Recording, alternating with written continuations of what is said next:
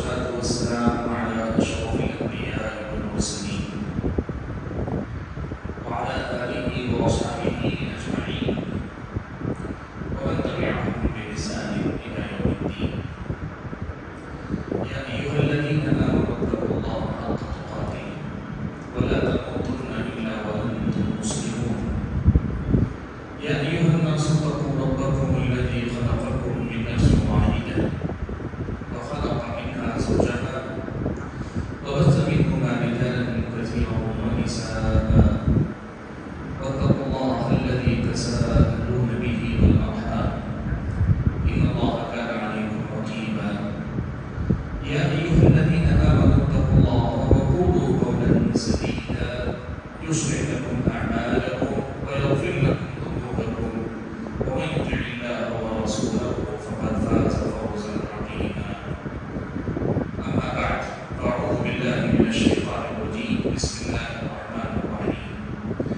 يا أيها الذين آمنوا قوا أنفسكم وأهليكم نارا.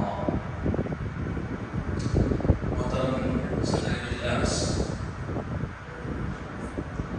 حاضرین گرامی اور پردہ نشین خواتین اسلام،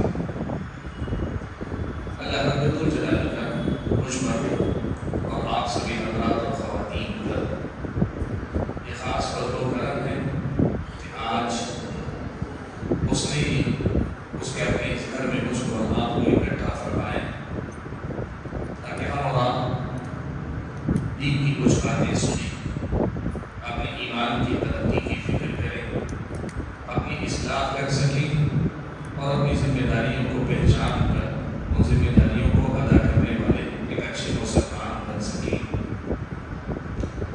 حاضرین گرامی، آج میں جس مسئلے پر آپ حضرات کے سامنے گفتگو کرنا چاہتا ہوں بہت ہی مختصر سے گفتگو کروں گا، لیکن بنیادی ایک اہم مسئلے کی طرف آپ کی توجہ بھیجنا چاہتا ہوں۔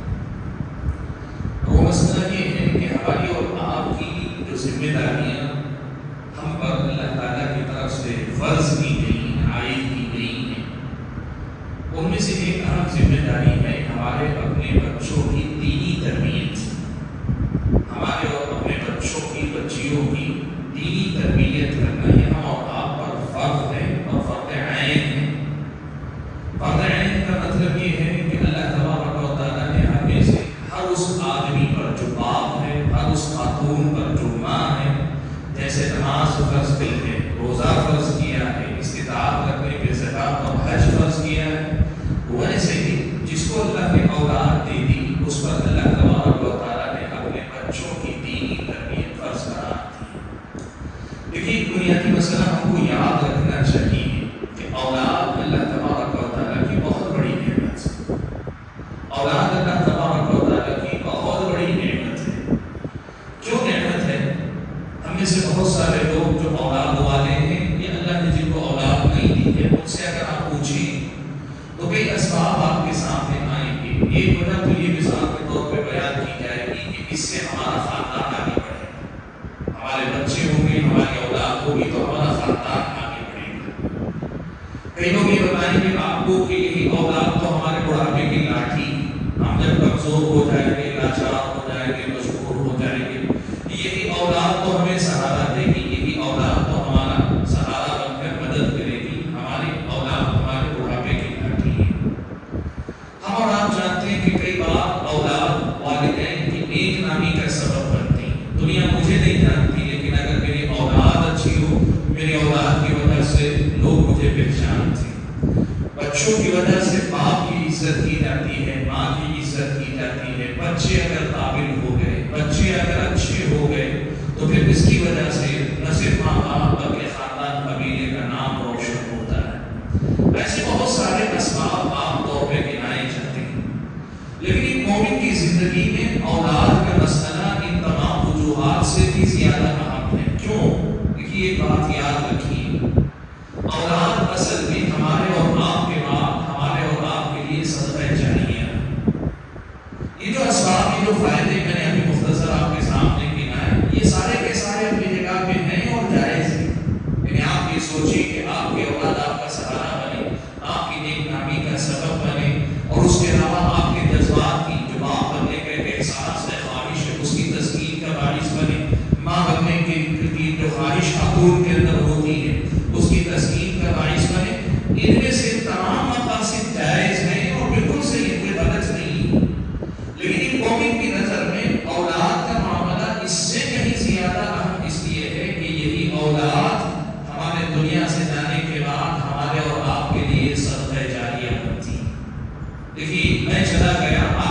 کوئی ہو سکتا ہے مجھے ہفتہ یاد رکھے، 10 دن یاد رکھے، 20 دن یاد رکھے، اس کے بعد آپ کی مجھ سے کیا ہے غرض، آپ مجھے بھول جائیں گے. لیکن اولاد ہمیشہ اپنے ماں باپ کو یاد رکھتی ہے، اس لیے کہ وہ اپنے وجود کو اگر جانتے ہیں تو اپنے آبا و اجداد، والدین، دادا پردادا، نانا پرنانا، جو ہمارے وجود میں سبب ہے، بہرحال ہم ان کو ضرور یاد رکھیں. اسلامی شریعت کی نظر میں یہ پہلو اللہ تبارک و تعالیٰ کی نعمت ہونے کا، یعنی اولاد ایک نعمت کیوں ہے؟ کئی وجوہات سے یہ نعمت ہے، لیکن سب سے بڑی وجہ جس کی وجہ سے یہ سب سے بڑی نعمت ہے، اہم نعمت دنیا والے مانتے ہیں، اس کی وجہ یہ ہے کہ یہ ہمارے بعد ہمارے اور آپ کی نیکیوں میں اضافہ کرنے کا سبب بنتی ہے. آپ جانتے ہیں جس وقت آدمی کو موت آ جائے گی، مرنے کے فوری بعد آدمی ساری دنیا بھی دے کر ایک نیکی خریدنا چاہے نہیں خرید پائے. مان لیں ایک انسان کے پاس ساری دنیا ہے اور وہ ساری دنیا دے کر ایک نیکی کمانا چاہتا ہے، مرنے کے بعد کچھ نہیں کرا سکتا. لیکن مرنے کے بعد اگر ہمارے اور آپ کی نیک اور صالح اولاد ہوگی، یہ اولاد جب تک باقی رہے گی، ان کی دعائیں ہمارے اور آپ کی نیکیوں میں اضافے کا سبب بنتی جائے گی. اس اعتبار سے اگر دیکھیں اولاد اللہ تعالیٰ کی بہت بڑی نعمت ہے. آپ سوچ کر دیکھیں کہ ہمارا اور آپ کا بیٹا یا بیٹی ہے، پھر وہ عمل کرتا ہے، اس کے ساتھ اس کے بیٹے یا بیٹیاں، پوتے پوتیاں، نواسے نواسیاں، جو سلسلہ نسب چلے گا. ایک اچھی تربیت، دینی تربیت، شریعت اسلامیہ کے مطابق تربیت اگر ہم اپنی اولاد کی کر کے چھوڑ جائیں اور ہماری اولاد وہی نیکی اپنی اولاد میں منتقل کرتی جائے، وہ اپنی اولاد میں ایسے ہی اگر یہ خیر پھیلتا جائے گا، دنیا میں کوئی ایسا نظام نہیں جو اس کا حساب رکھے کہ آپ کی محنت کا اثر کہاں تک پہنچا. لیکن اللہ تعالیٰ کے پاس ساری چیزوں کا حساب رہے گا جب تک، اور اللہ کرے قیامت تک اگر نسل چلتی ہے تو قیامت تک جو نیکی چلے گی وہ ساری کی ساری باتیں بنافر میرے اور آپ کے اعمال نامے میں لکھی جائیں گی. اسی لیے یہ مومن کی نظر میں یہ اولاد اللہ تبارک و تعالیٰ کی بہت بڑی نعمت ہے اور بہت بڑی رحمت ہے اللہ تبارک و تعالیٰ کی. اور یہی بات ہمارے اور آپ کے سامنے اس مسئلے کو بھی واضح کر دیتی ہے کہ اللہ تعالیٰ کی طرف سے صرف اولاد کا مل جانا کافی نہیں ہے، اس اولاد کی صحیح تربیت کرنا اور اسے اپنا صحیح جانشین بنا کے جانا، اسے دیندار بنا کے جانا، اپنے پیچھے دین پہ عمل کرنے والا بنا کے چھوڑ کر جانا کس قدر زیادہ ضروری ہے، اسی تفصیل کی روشنی میں ہم اور آپ سمجھ سکتے ہیں. دیکھیے بات یاد رکھیے کہ اگر اولاد اللہ نے دی ہے، صحیح تربیت ہم نے کی، تو یہ جو فائدے میں نے ابھی سرسری آپ کے سامنے گنا ہے، یہ سارے فائدے ہم اور آپ کو ملیں گے. ایک تو یہ فائدے ہوں گے، اور اگر ہم نے اولاد کی صحیح تربیت نہیں کی، یہی اولاد میرے اور آپ کے لیے وبال جہان بھی بن سکتی ہے. اسی لیے قرآن مجید میں آپ دیکھیں گے اللہ تبارک و تعالیٰ نے اولاد کو فتنہ کہا ہے. وَاعْلَمُوا أَنَّمَا أَمْوَالُكُمْ وَأَوْلَادُكُمْ فِتْنَةٌ، اور تم یہ بات جان دو کہ تمہارے مال اور تمہاری اولاد تو فتنہ ہے، یہ آزمائش ہے بندے کی. بندہ جس کو اولاد دے دیتا ہے یا تو اولاد کو اپنے حق میں گواہ بنا دیتا ہے یا اپنے خلاف گواہ بنا دیتا ہے.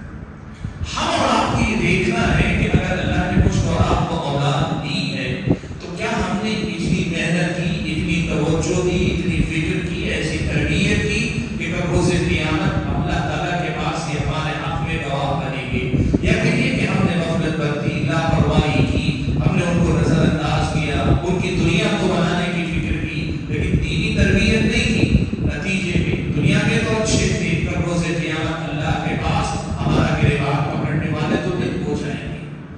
یہ فکر مجھ کو آپ کو کرنے کی ازحد ضرورت ہے، بہت زیادہ ضروری ہے کہ ہم اور آپ یہ فکر کریں. آج ہمارے اور آپ کے والدین کا ایک مسئلہ ہے، یہ جو ہمارے اور آپ کے سماج کے جو ماں باپ ہیں، اپنے بچوں کے جو ماں باپ ہیں، یہ ماں باپ اپنے بچوں کو اچھا کھلانا چاہتے ہیں، اچھا پہنانا چاہتے ہیں، اچھا ماحول گھر دینا چاہتے ہیں، سب کرنا چاہتے ہیں. اور اگر بچہ ذرا بڑا ہوا تو سائیکل دلا دی، اور بڑا ہوا تو ٹو ویلر دلا دیا، اور اچھا بڑا ہوا تو شادی کیا، پھر بھی سواری فور ویلر جو چاہے دیتی دنیا دیتی.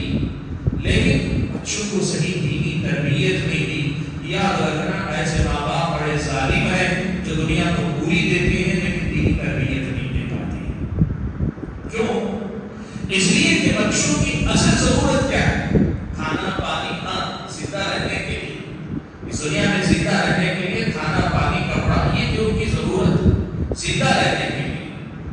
دنیا میں ترقی کرنے کے لیے تعلیم ضروری ہے, سماج کو کام بنانا ان کو دنیا میں ترقی کرنے کے لیے ضروری ہے. لیکن ہم مسلمان ہیں اور ہم یہ مانتے ہیں کہ انسان کی زندگی تو اس کی دنیا سے بڑی اس کی آخرت ہے.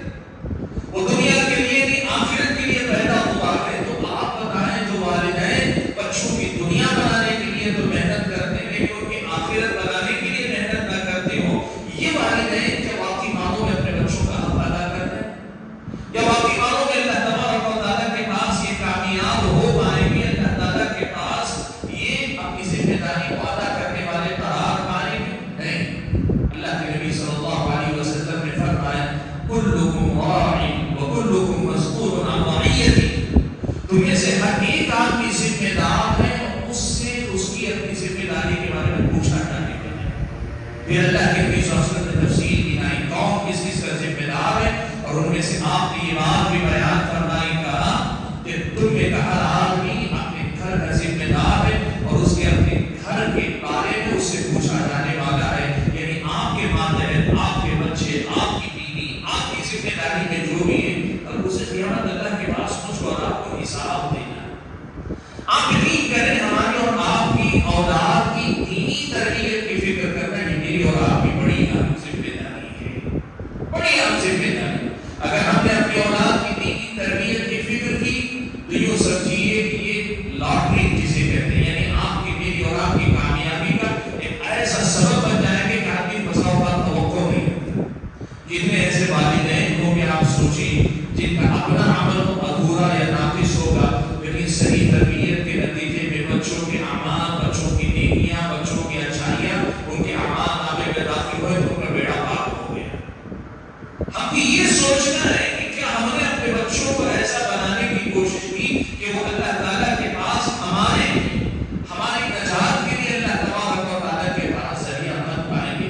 اس کی فکر مجھ کو اور آپ کو اثر میں کرنے کی ضرورت ہے. حاضرین گرامی, سب سے پہلی بات تو یہ کہ اولاد کی دینی تربیت ہماری اور آپ کی ذمہ داری ہے, فرض ہے, فرض عین ہے. یعنی جس کو اللہ نے بچہ دے دیا اس کو سمجھنا چاہیے میرے بچے کی دینی تربیت میرا فرض ہے. اللہ کے نبی صلی اللہ علیہ وسلم نے یہ بات بیان فرمائی کفا بالمرء اثما ان یضیع من یموت, کہ ایک آدمی جس کے ذمے اس کے اپنے ماتحت کچھ لوگوں کی روزی روٹی کی ذمہ داری ہے, ان کی روزی روٹی کا انتظام نہیں کرتا ہے تو آدمی کے گنہگار ہونے کے لیے اتنی ہی بات کافی ہے. یعنی ایک آدمی, اس کی اولاد ہے, اس کی بیوی ہے اور اس کی ذمہ داری کے کچھ لوگ, اس کا فرض ہے کہ محنت کر کے ان کا پیٹ پالے, ان کی غذا کا انتظام کرے, لیکن وہ نہیں کرتا, ان کو بروقت کھانا نہیں کھلاتا ہے, محنت نہیں کرتا ہے, کوشش نہیں کرتا ہے. اللہ کے نبی نے کہا ایسا آدمی گنہگار ہے, ایسا آدمی گنہگار ہے جو اپنے بچوں کے لیے کوشش کر کے کھانا نہیں لاتا ہے. آپ سوچیں جو اپنے بچوں کا پیٹ نہیں بھر کے گنہگار ہو سکتا ہے, تو پھر آپ سوچیں جو اپنے بچوں کی زندگی کا مقصد بچوں کو نہ دے, بچوں کو ان کی زندگی کے مقصد سے واقف نہ کروائے, ایسی تربیت نہ کرے, ان کی روح کی غذا کا انتظام نہ کرے جو ان کو دنیا میں بھی اور آخرت میں بھی اللہ کا ایک اچھا بندہ, کامیاب بندہ بنائے, تو کیا وہ اللہ تعالیٰ کے پاس گنہگار نہیں ہوگا؟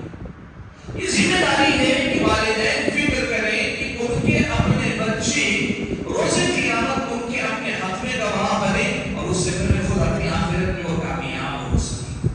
آپ اس دنیا سے جا رہے ہو, آپ اپنی آنکھیں موند رہے ہو, آپ دنیا سے رخصت ہو رہے ہو, تو آپ کے دل میں یہ سکون ہونا چاہیے کہ اللہ تعالیٰ انشاءاللہ میرے بچوں کی حفاظت کرے گا, میرے بچے گمراہ نہیں ہوں گے, وہ شرک میں نہیں جائیں گے, وہ بدعات میں نہیں جائیں گے, وہ بڑے بڑے گناہوں میں نہیں جائیں گے, وہ دنیا والوں کو دھوکہ دینے والے نہیں بنیں گے, وہ ظالم نہیں بنیں گے, وہ بدکردار نہیں بنیں گے, وہ سماج کے لیے مصیبت نہیں بنیں گے. آپ کو سکون ہونا چاہیے. آپ اپنی اولاد کو اگر دیکھیں تو آپ کی آنکھوں کی ٹھنڈک بننی چاہیے. آپ کو معلوم ہے اللہ تعالیٰ نے عباد الرحمان کی صفات کی نہیں. اللہ نے فرمایا کہ اللہ تعالیٰ کے رحمان کے جو بندے ہیں ان کی صفات میں سے ایک صفت یہ بھی ہے کہ وہ یہ دعا کرتے ہیں ربنا هب لنا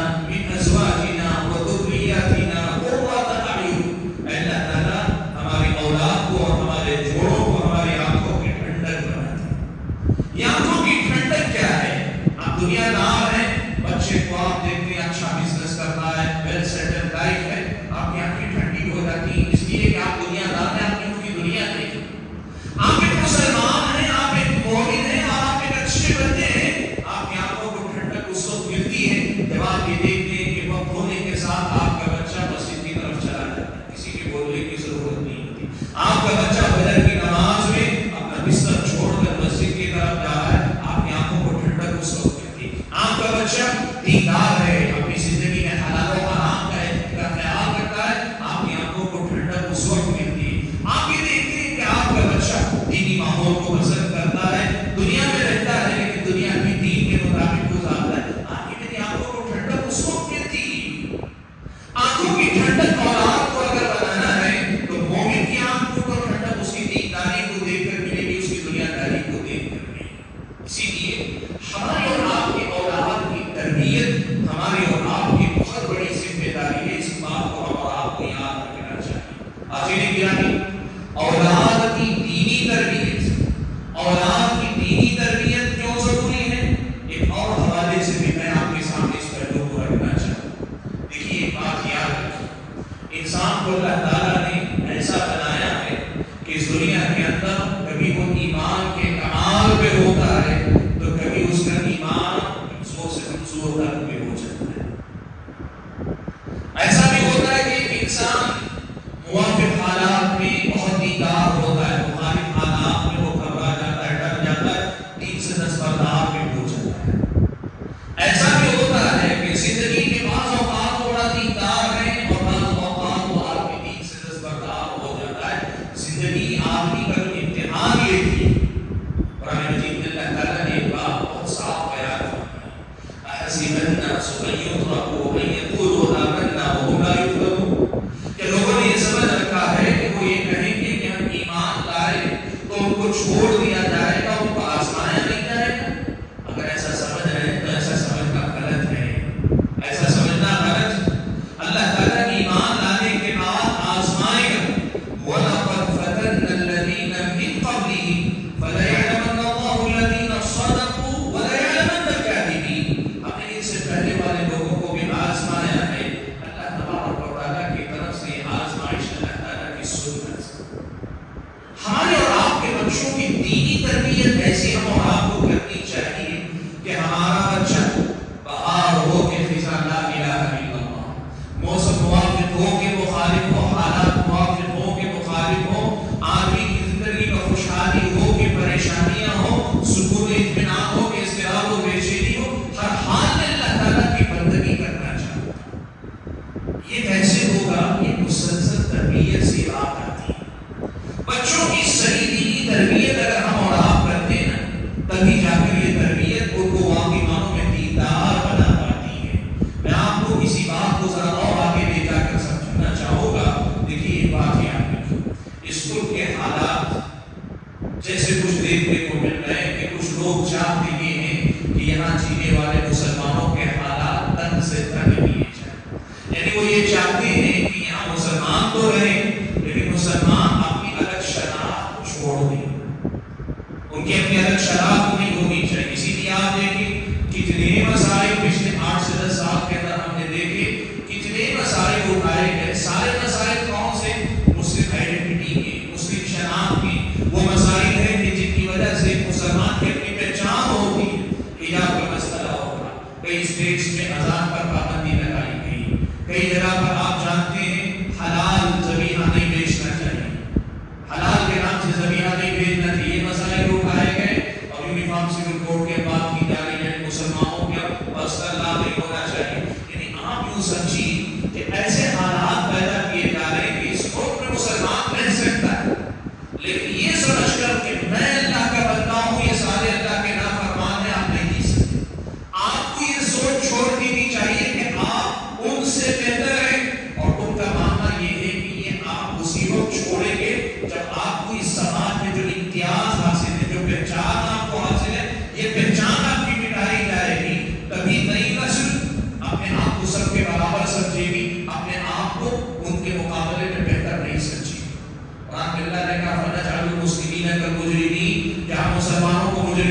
بنا دیں گے؟ کیا مسلمانوں کو مجرموں جیسا بنا دیں گے؟ نہیں. ایک ایمان والا اور ایمان نہ لانے والا دونوں برابر نہیں ہو سکتے. ایمان والا اور ایمان نہیں لانے والا دونوں برابر نہیں ہو سکتے. لیکن وہ یہ چاہتے ہیں وَتُّرُوا تَكْفُرُونَ كَمَا اتَّفَقُوا فَتَكُونُونَ سَوَاءً. وہ چاہتے ہیں جیسے کفر والی زندگی وہ جی رہے ہیں آپ بھی اسی طرف پہ آ جائیں تاکہ سب برابر ہو جائے. وہ مسلمان کو یہاں رہنے دینا چاہتے ہیں لیکن مسلمان کو مسلمان رہنے دینا نہیں چاہتے. اور اس کے لیے وہ کیا کریں گے؟ ہر اس علامت کو، ہر اس مسئلے کو، دین کے ہر ایک مسئلہ کو وہ مٹانے کی بات کریں گے، جس کے نتیجے میں ایک آدمی اپنے آپ کو دوسرے کے مقابلے میں بہتر کر سکے. اس گروپ کے اندر جو چل رہا ہے اس کا خلاصہ ہے. آپ اس مسئلے کو یاد رکھیں. اب اس حالات میں کیا ہوگا؟ دیکھیے کچھ لوگ تو سرے سے دین سے پھر جائیں گے. وہ جو واپسی کی بات کرتے ہیں نا، وہ لوگ گھر واپس ہو جائیں گے یعنی مرتد ہو جائیں گے. اور کئی لوگ ایسا بھی ہو سکتا ہے کہ مرتد تو نہیں ہوں گے لیکن کم سے کم یہ بولیں گے کہ میں مسلمان ہوں، میں اپنے گھر میں ہوں، گھر سے باہر سب برابر ہیں. ہو سکتا ہے کہ مسجدوں کے منارے نہ لگے، ہو سکتا ہے کہ لوگ اپنے اپنے، ہو سکتا ہے. یہ بات کیوں بتا رہا ہوں؟ کوئی آپ کو خوف زدہ نہیں کر رہا ہوں، آپ کو ڈرا نہیں رہا ہوں، لیکن بس یہ بتانا چاہ رہا ہوں کہ یہ جو منصوبہ بندی جس پہ کام ہو رہا ہے اگر یہ کامیاب ہوگی تو کیا صورت حال ہو سکتی ہے. ہمارا اپنا ایمان یہ ہے کہ اللہ تعالیٰ ایمان والوں کو ضائع نہیں کرے گا. اللہ تعالیٰ ایمان والوں کو ضائع نہیں کرے گا. شک یہ کہ ایمان والے اپنے ایمان کی حفاظت کرنے کی فکر کرتے ہوں، اللہ ضائع نہیں کرے گا انشاءاللہ. لیکن جو مسئلہ میں آپ کو بتانا چاہ رہا ہوں وہ یہ ہے کہ اگر وہ حالات اس رخ کی طرف آگے بڑھ رہے ہیں، حالات اس رخ پر آگے بڑھ رہے ہیں کہ دینداری کی پہچان نہ رہ جائے. وہ بھی مسئلہ آ سکتا ہے جو گاڑی بڑی رکھے گا یا گاڑی رکھے گا اس کو گورنمنٹ میں نوکری نہیں ملے گی، مسلم شناخت کے ساتھ آپ جاب میں نہیں آ سکتے. بہت ساری باتیں آپ سوچ نہیں سکتے. ہر دن کچھ نیا مسئلہ اٹھا دکھائیں گے. یوں سب کیے کہ اللہ نہ کرے ہماری اگلی نسلیں پتہ نہیں ہماری اولاد ہوگی کہ ان کے بعد کی اولاد اگر حالات اسی رخ پر گئے انشاءاللہ نہیں جائیں گے. اللہ سے اپنی یقین ہے، اللہ سے دعا کریں گے. لیکن اگر اس حالت پر گئے ایسے موقع پر ان کی اپنی دینداری کی حفاظت کیسے ہو پائے گی؟ یہ سوال ہے ایسا. یعنی وہ مخالف حالات میں جہاں ان کو یہ کہا جائے گا دنیا میں تمہیں اچھی جاب کرنی ہے، تمہیں دین چھوڑنا پڑے گا. تمہیں دنیا میں اچھا مقام بنانا ہے، تمہیں دین کی کچھ باتوں سے سمجھوتا کرنا پڑے گا. سماج میں اپنی ایک پہچان بنا کے رکھنی، دین سے سمجھوتا کرنا پڑے گا. ہر حالت میں جب یہ بات آتی جائے گی دین سے سمجھوتا کرو، دین کا یہ حصہ چھوڑو، دین کا وہ حصہ چھوڑو، ایسا اگر ماحول بن جائے گا ایسے حالات میں وہ دینداری کیسے وہ اپنی بچا پائیں گے؟ کیسے اپنے آپ کو مرتد ہونے سے بچا پائیں گے؟ کیسے اپنے آپ کو اللہ تعالیٰ کا بندہ بنا کے رکھیں گے؟ یہ ہم کو آج سوچنے کی ضرورت ہے. ایک بات یاد رکھو، جب پہاڑی سیلاب آئے نا، سیلاب کے سامنے آپ باندھ باندھنا چاہتے کبھی کامیاب نہیں ہوتے. اس لیے کہ سیلاب کا پانی جس بہاؤ سے، جس رفتار سے آتا ہے، آپ جتنا کوشش کریں وہ باندھ توڑ کے نکل جاتا ہے. سیلاب آنے سے پہلے آپ جب باندھ دیتے نا تو پھر وہ آ کر پانی جمع ہو کر وہ ڈیم بنتا ہے، پھر اس پانی سے آپ فائدہ بھی اٹھاتے ہیں. یعنی وقت سے پہلے اگر آپ ڈیم بنا لیتے، باندھ لیتے ہیں تو وہ پانی جو سیلاب کا بہاؤ لے کر آتا ہے جو آپ کا نقصان کر سکتا تھا، آپ اسی پانی کو روک کر اپنے آپ میں مفید بھی بنا سکتے ہیں. یہی بات آپ کو سمجھنی چاہیے. اللہ نہ کرے کہ کل اگر ایسے کچھ حالات آئیں تب ہماری اپنی نسلیں سوچیں کہ کیسے لوگوں کو مرتد ہونے سے بچا سکیں. یہ تب سوچنے کی نہیں، ابھی سوچنے کی. اور میں آپ کو بتاؤں، اگر آپ خاص ایک مسئلے میں دیکھیں، یہ لوگ میرج کا قصہ چلا ہے، رجسٹرڈ میرج کا جو سسٹم ہے کورٹ کے قانون اجازت دیتا ہے وہ کر رہے ہیں.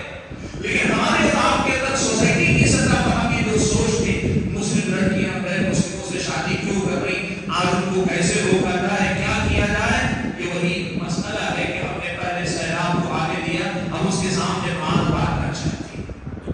ہم اگر چاہتے ہیں کہ یہ سلسلہ آگے نہ بڑھے، اور جیسے میں نے دوسری باتیں کری وہ ساری باتیں اگر نہ ہو، ہمارے اور آپ کے بچے واقعی معنوں میں اللہ کے بندے بن کر جائیں، واقعی معنوں میں اللہ کے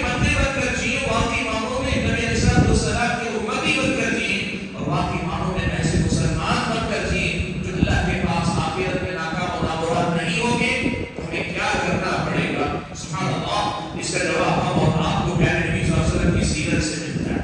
اللہ کے نبی صلی اللہ علیہ وسلم نے دعوت و تبلیغ کا کام شروع کیا اور آپ صلی اللہ علیہ وسلم مدینہ ہجرت کر کے آئے اور آپ نے مختلف حکومت کے جو حکمران تھے، بادشاہ تھے اس زمانے میں، ان کے نام خطوط لکھے۔ تو آپ نے ایک خط روم کے بادشاہ ہرقل کو بھی لکھا۔ اس وقت کی دو بڑی جو حکومتیں تھیں جو عرب دنیا سے لگی ہوئی تھی، ایک عراق تھا، دوسرا روم تھا۔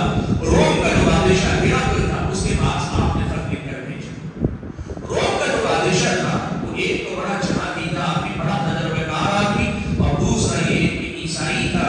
تو اس کی بات معلوم تھی کہ ایک نبی کے آنے کی پیشن گوئی ہے، ایک نبی کے آنے کی پیشن گوئی ہے۔ دونوں باتیں کو جانتا، ایک تو جہادی تھا، دنیا کا تجربہ کار آدمی، اور دوسری طرف یہ کہ وہ عیسائی ہونے کی وجہ سے جانتا بھی تھا کہ ایک نبی کے آنے کی پیشن گوئی ہے۔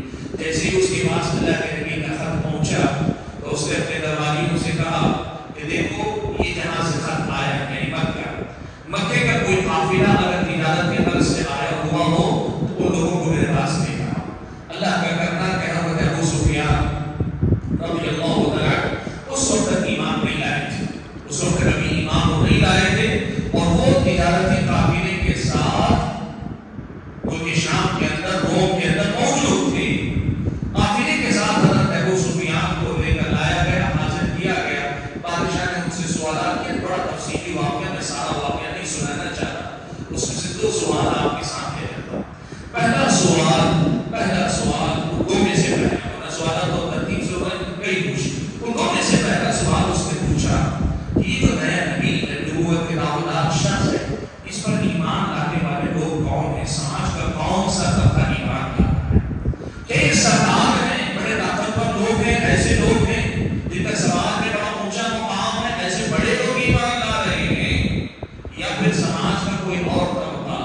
ابو سفیان نے ایک بات کہی، کہا کہ نہیں، زیادہ تر غلام، کمزور اور ذرا دبے ہوئے لوگ ہی زیادہ تر ہیں، ان کے ساتھ اکا دکا سردار قسم کے لوگ بھی ایمان لا رہے ہیں، لیکن زیادہ تر طبقہ وہ کمزور طبقہ ہی ایمان لا رہا ہے۔ دوسرا ایک اور سوال ابو سفیان سے ہرقل نے پوچھا، وہ یہ کہ جو لوگ ایمان لا رہے ہیں کیا ان میں سے کوئی اس دین سے پھر بھی رہا ہے، مرتد بھی ہو رہا ہے، اس دین کو چھوڑ کے واپس بھی جا رہا ہے؟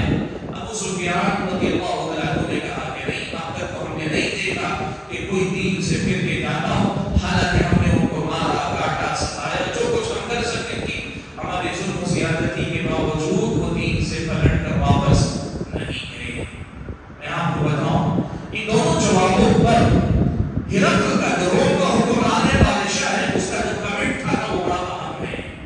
پہلی جو بات ہے کہ نبی کے پیروکار سماج کے کمزور لوگ ہیں، اس پر کمنٹ کرتے ہوئے اس نے ایک بات کہی، کہا انبیاء کے پیروکار شروع میں ایسے ہی لوگ ہوتے ہیں، انبیاء کے پیروکار شروع میں چھوٹے لوگ ہی زیادہ تر ہوا کرتے ہیں، اور اس کی وجہ بازار نے ایک ذکر کی، اس کی وجہ یہ ہے کہ یہ لوگ اتنے سیدھے سادے ہوتے ہیں کہ زندگی میں حق کو پہچان لینے کے بعد اس کو قبول کرنے کے آگے کوئی رکاوٹ نہیں ہوتی، نہ پیسہ ہے، نہ دولت ہے، نہ عہدہ ہے، نہ سماج کا مقام ہے، نہ کچھ ہے، یہ کھول کا اپنے سماج میں اسٹیٹس گر جائے گا، نہیں۔ اگر آپ دیکھو ہمارے اپنے پاس کے ہم سماج میں دیکھتے ہیں، کتاب و سنت کی دعوت کو قبول کرنے والے میں زیادہ تر لوگ کون ہیں؟ ذرا جن کو دنیا جو ہے کم حیثیت سمجھتی ہے، بہت زیادہ بڑے لوگ نہیں مانے جاتے، ایسے ہی لوگ۔ ہرقل نے کہا انبیاء کی دعوت پر لبیک کہنے والے شروع میں ایسے ہی لوگ ہوا کرتے۔ ایک بات تو یہ کہی، اور میں اس بات کو دوسری بات سے جوڑتا ہوں، یاد رکھیے، آدمی سماج میں کمزور ہوتا ہے تو توقع یہ ہوتی ہے کہ وہ جلد کسی چیز پہ جھکے گا نہیں، لیکن ابو سفیان نے یہ بتایا سماج کا کمزور طبقہ ہونے کے باوجود ایک بار اسلام لانے کے بعد ان میں سے کسی کو مرتد ہوتے ہم نے نہیں دیکھا، ان میں سے آپ نے کسی کو مرتد ہوتے نہیں دیکھا ہے۔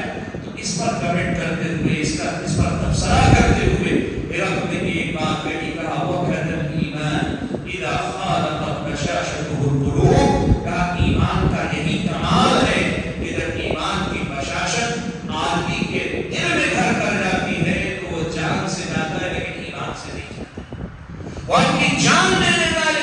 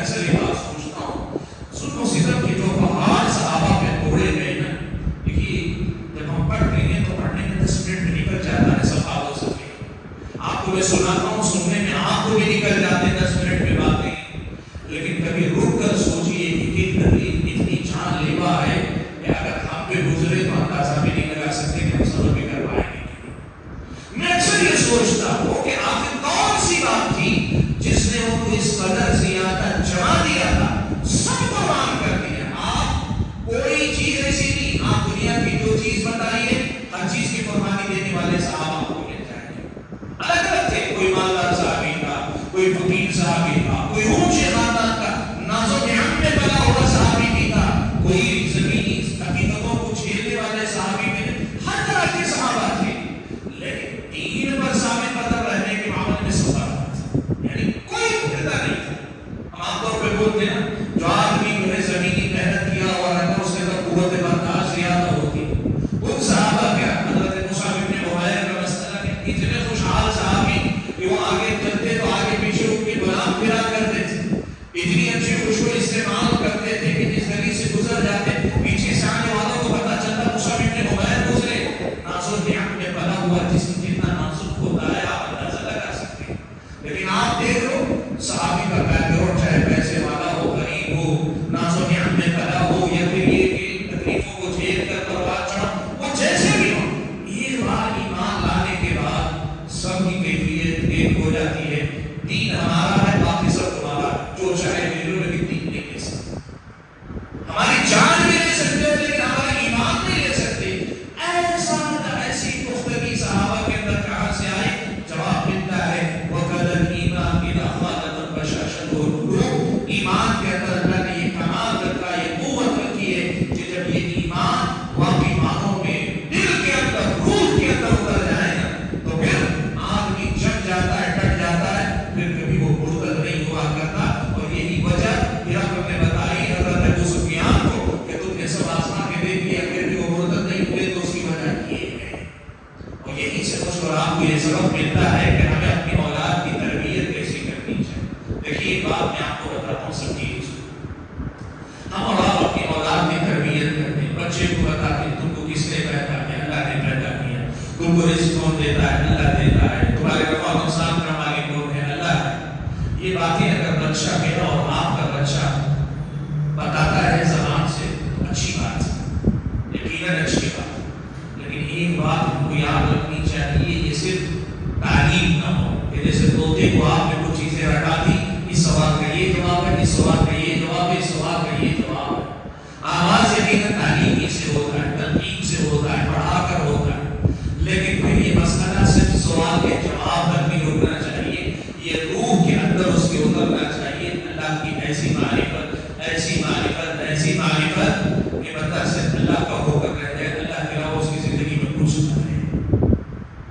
یہ بات آپ کو جو کہہ رہا ہوں، ہم بہت سارے کوشش یہ کرتے ہیں کہ ہمارے اور آپ کے بچوں کو ہم باتیں کچھ پڑھا دیں، یقیناً پڑھانا چاہیے کہ پڑھانے سے آغاز ہوتا ہے، لیکن پڑھانے ہی پہ رکنا نہیں چاہیے، پڑھانے سے آگے جا کر یہ باتیں اتنی گہری ان کے اندر اترنی چاہیے کہ وہ بچے مشکل سے مشکل حالات میں بھی اپنے اللہ تعالیٰ کو یاد رکھتے ہیں۔ وہ کیسے پتا چلے گا؟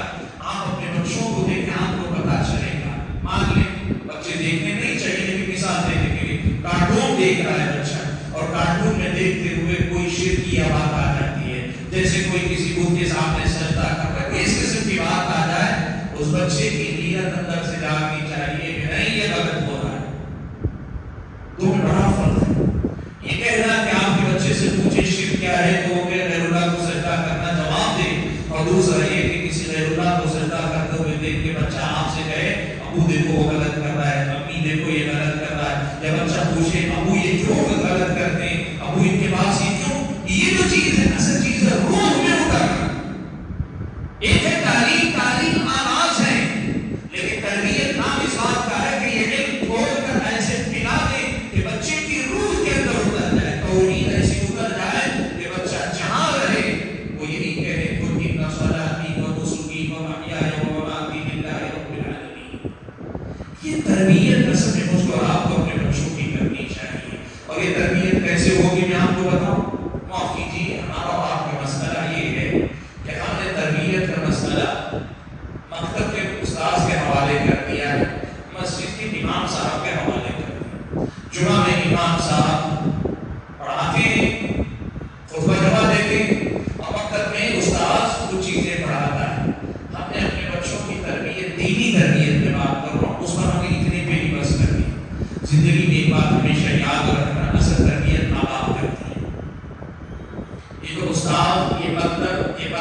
یہ مسجد، یہ سارے جو تربیت کرتے ہیں یہ آپ کی تربیت کا سپورٹ سسٹم ہے سر۔ یہ سارے آپ کی جو تربیت کا جو کاز آپ نے سنبھالا ہے اس میں آپ کی مدد کرنے کے اسباب ہیں، ورنہ اصل تربیت تو آپ اور میں کرتے ہیں۔ میں اور آپ اگر اپنے بچوں کی فکر نہیں کریں گے، آپ یقین مانو شاذ و نادر بچوں کی مکمل تربیت ہو پائے۔ کم کہیں ایسا ہوتا ہوگا کہ کسی مسجد کا مستقل مصلی بچہ پورا دین دار ہو جائے، کم کہیں ایسا ہوتا ہوگا کسی مکتب سے پڑھا ہوا بچہ واقعی معنوں میں دین کو سمجھنے والا ہو جائے، بہت کم ہوتا ہے۔ اصل تربیت کہاں ہوتی ہے؟ ماں کی گود بھی ہوتی ہے، باپ کے سائے شفقت میں ہوتی ہے۔ ماں اور باپ کو سمجھنا چاہیے یہ مجھے کرنا ہے۔ اور میں نے کسی سے اپنی گفتگو کا آغاز کیا تھا، میں نے کہا تھا یاد رکھو یہ آپ پہ فرض عین ہے، اللہ نے اولاد دی ہے، اس اولاد کی دینی تربیت کی فکر کرنا یہ فرض عین ہے آپ پر۔ آپ پر یہ فرض ہے کہ آپ اپنے بچوں کی دینی تربیت کی فکر کریں۔ حاضرین گرامی، بات کو میں زیادہ دور دینا نہیں چاہتا، بنیادی پیغام جو دینا چاہ رہا تھا وہ یہ کہ آپ اپنے بچوں کی دنیا بنائیں، یقیناً بنائیں کہ آپ کا بچہ دنیا سے آپ جائیں۔ نبی علیہ السلام نے فرمایا اِنَّكَ أَن تَضَعَ وَرَثَتَكَ أَغْنِيَاءَ خَيْرٌ لَهُم مِّنْ أَن تَرَكَهُمْ عَالَةً يَتَكَفَّفُونَ النَّاسَ۔ تم اپنے بچوں کو بے نیاز چھوڑ کر جاؤ کہ وہ کسی کے سامنے ہاتھ نہ پھیلاتے ہو، یہ بہتر ہے اس بات کے مقابلے میں کہ فقیر و مسکین چھوڑ کے جاؤ کہ ضرورت پڑے تو کسی کے سامنے وہ ہاتھ پھیلانے میں مجبور ہو جائے۔ آپ کو یہ بہتر دنیا دے، لیکن یاد رکھیں اصل آپ کے اولاد کا جو حق ہے وہ کہ اپنی دینی تربیت، اور یہ دینی تربیت مدرسے میں داخلہ دلا کر مکتب میں بھیج کر نہیں ہو جائے گی، اصل تربیت آپ کے ہاتھ میں ہوگی۔ میں نے کہا نا ماں کی گود میں اور باپ کے سائے شفقت میں صبح شام ہونے والا یہ معاملہ ہے، اور یہ تربیت صبح شام کے معمولات میں ہوگی، نماز میں ہوگی، اس کے سونے میں ہوگی، اس کے کھانے پینے میں ہوگی۔ آپ کو روز کو ایسی تربیت کرنے کی کوشش کرنی چاہیے، فکر کرنی چاہیے